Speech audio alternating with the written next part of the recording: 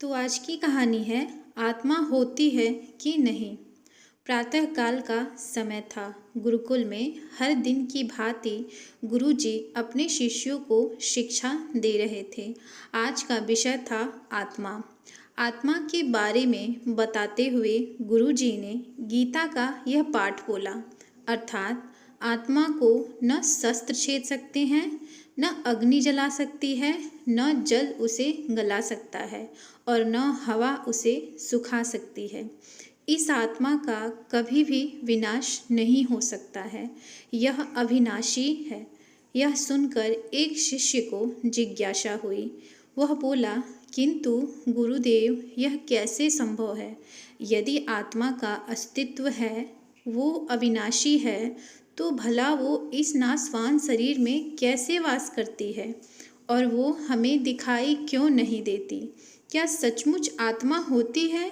गुरुजी मुस्कुराए और बोले, पुत्र, आज तुम रसोई घर से एक कटोरा दूध ले लेना और उसे सुरक्षित अपने कमरे में रख देना और कल इसी समय वह कटोरा लेकर यहाँ उपस्थित हो जाना।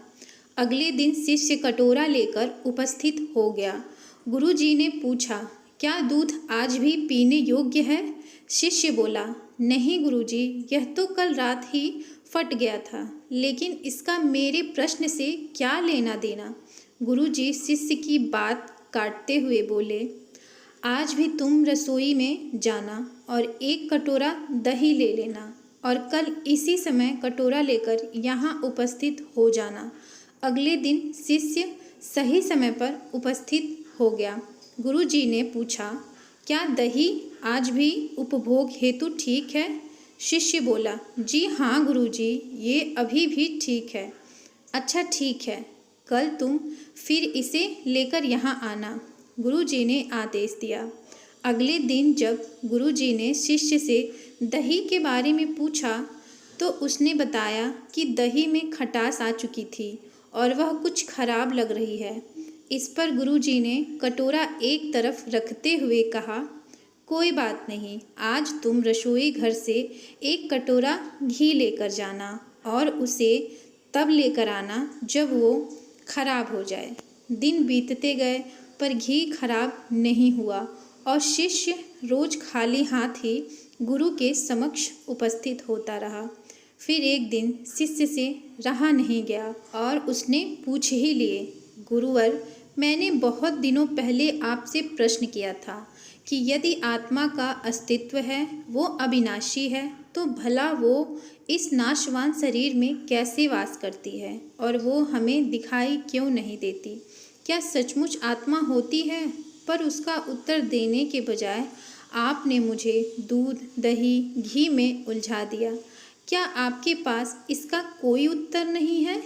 इस बार गुरुजी गंभीर होते हुए बोले, वत्स, मैं ये सब तुम्हारे प्रश्न का उत्तर देने के लिए ही तो कर रहा था। देखो, दूध, दही और घी सब दूध का ही हिस्सा है, लेकिन दूध एक दिन में खराब हो जाता है, दही 2-3 दिनों में, लेकिन शुद्ध घी कभी खराब नहीं होता।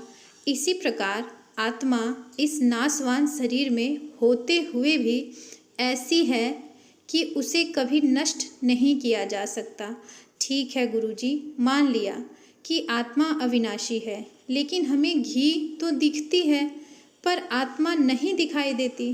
गुरुजी बोले, घी अपने आप ही तो नहीं दिखता ना, पहले दूध में जामन डालकर दही में बदलना पड़ता है, फिर दही को मथ कर उसे मक्खन में बदला जाता है, फिर कहीं जाकर जब मक्खन को सही तापमान पर घंटों पिघलाया जाता है, तब जाकर घी बनता है।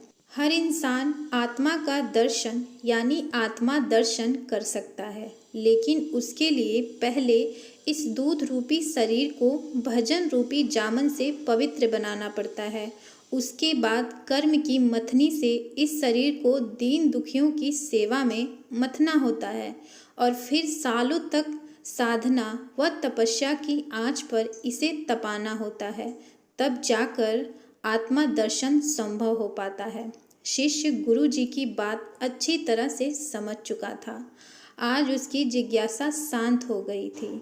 उसने गुरु के चरण स्पर्श किए और आत्मदर्शन के मार्ग पर आगे बढ़ गया। तो इसी के साथ ये कहानी समाप्त होती है। आशा करती हूँ कि आपको ये कहानी बेहद अच्छी लगी होगी। अगर अच्छी लगी है तो कृपया मेरे चैनल को सब्सक्राइब और वीडियो को लाइक ज़रूर करें और इसे अपने फैमिली और फ्रेंड के साथ भी शेयर करें। फिर कल मिलते हैं किसी और कहानी के साथ। तब तक के लिए नमस्कार। जय माता दी।